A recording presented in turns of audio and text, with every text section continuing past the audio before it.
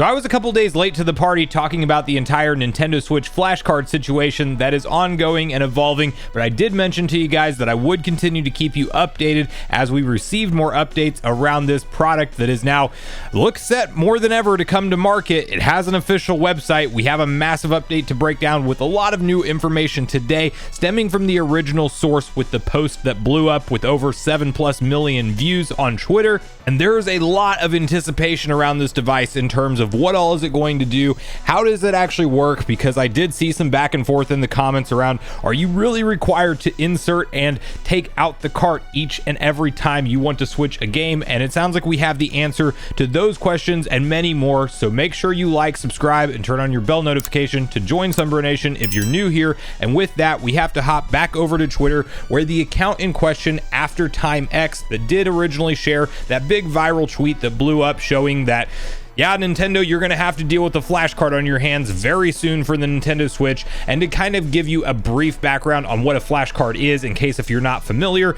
it is essentially a device that you can put into your Nintendo Switch that will read a micro SD card in the traditional cartridge port of the Switch, and it thinks it is actually a Nintendo Switch game. Now, there are a couple caveats to how this is going to be used, and I think you could argue we still don't have entirely every single question answered. But the actual company responsible for manufacturing this thing does have an official website, and this post and that website combined does answer a lot of the questions that you may have around this device for the Nintendo Switch. So, After Time X post reads as follows. More details have been uncovered about the first Switch flash cart. After some digging around by our Timex journalists, it was discovered that the Switch flash cart, in fact, has a name, MIG Switch. And they agreed to answer a few of our questions about some points that weren't fully clear to us after watching that short video from one of their beta testers last week. As their product is ready now, they have also kindly offered us a review sample, but our staff have declined because, for one, we are not a review site, and also because of all of the legal ambiguity of game backups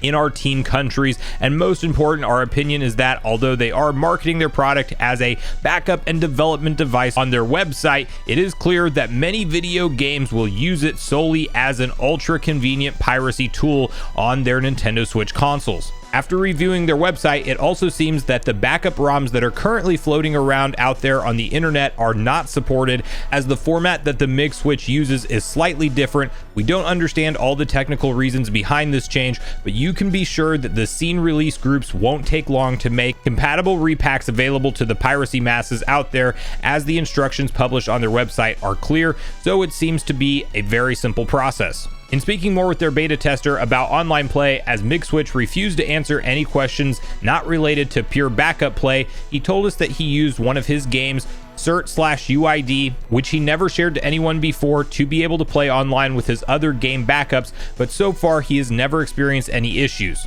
Now, of course, this will have to be verified in the long run with many games online using this trick, but the team did confirm their product has been tested and works on every single existing model of Switch they could find, and are very confident they are all fully supported. Reading the comments from our ATX followers here on X, we also inquired about their choice of using the game eject function to switch to the next ROM on the inserted SD card, and if they fear it could damage the game port with long-term usage. Their answer was, real life usage is not like in the video the beta tester released, meaning you don't switch your games every other second or every minute, and the overall quality of your Switch is high, including the game port, but they didn't close the door to designing a second version of their MIG flash cart with a switch on the card itself. And they were quick to point out, when considering the size of an actual game cartridge, there is more chances for a tiny Switch to break with long-term usage than the console game port itself, which is sturdy. We guess that overall user demand will in the end decide the fate of them releasing a different version with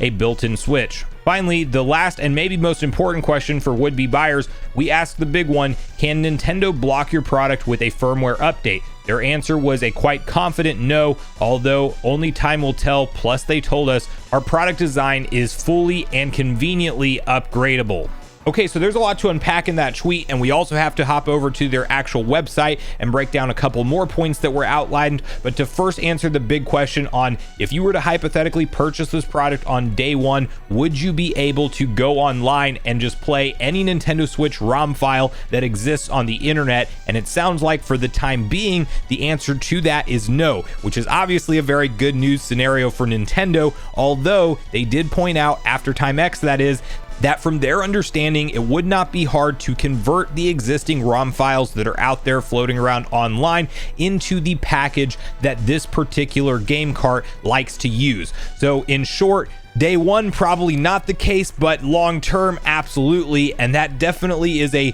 big red flag, big warning for Nintendo to get ahead of this thing as much as possible, because we're essentially talking about a device that's going to allow mass piracy very easy on Nintendo's primary console, mind you. Now, I don't believe, and we did discuss this yesterday in the video, that this will shift any of Nintendo's plans with the launch timing of Switch 2. They're going to keep the train rolling as is. They're clearly doing a fantastic job from a software and hardware perspective. Although hardware is definitely declining, they are still going to stay the course with their original plans, but this is definitely a big bump in the road when it comes to new Nintendo Switch software releases, that now you just know that the masses, while you should definitely own all the games and this is being marketed as a backup tool, any games that you're going to be playing on this thing you should own, but you know that that's not going to happen with the masses online. And I'm not here to pass judgment on anyone that chooses to do this, but clearly it's going to happen. That is just the facts. And then when referencing the online component, would you in theory be able to go online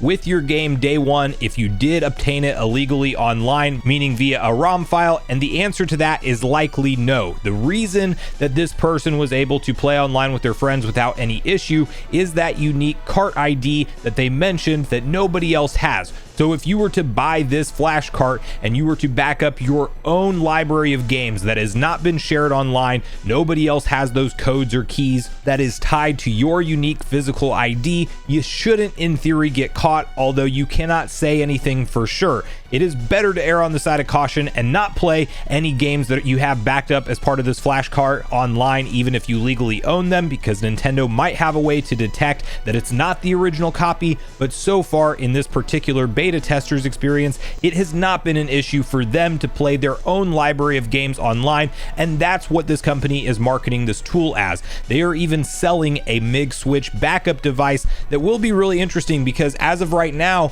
you have to have a hacked Switch if you were to want to back up your own original game cart. But as noted on their website, they have a product called the MIG Dumper, and in this you have the following instructions. Insert the game card into the dumper slot, plug the dumper to PC with USB cable, mass storage device will appear with a folder, and you can then see the steps on screen that you would need to basically dump your game file onto your PC, making it significantly easier than having to go through the hacked Switch and that entire process of dumping your games that has been a standard thing so far. And having a USB cartridge dumper like that readily available, assuming they mass produce it, might cause more ROMs to mysteriously go online day one. But you know how it is on Nintendo Switch. If you've been around in the news cycle for a while, literally every time before any new Nintendo Switch game comes out, no less than a week or two before the game's official release, you see all the leaks and things spreading online because the retail copies leak out into the world early, people dump them online, they upload them online, and via emulation or hacked Switches, they've been played.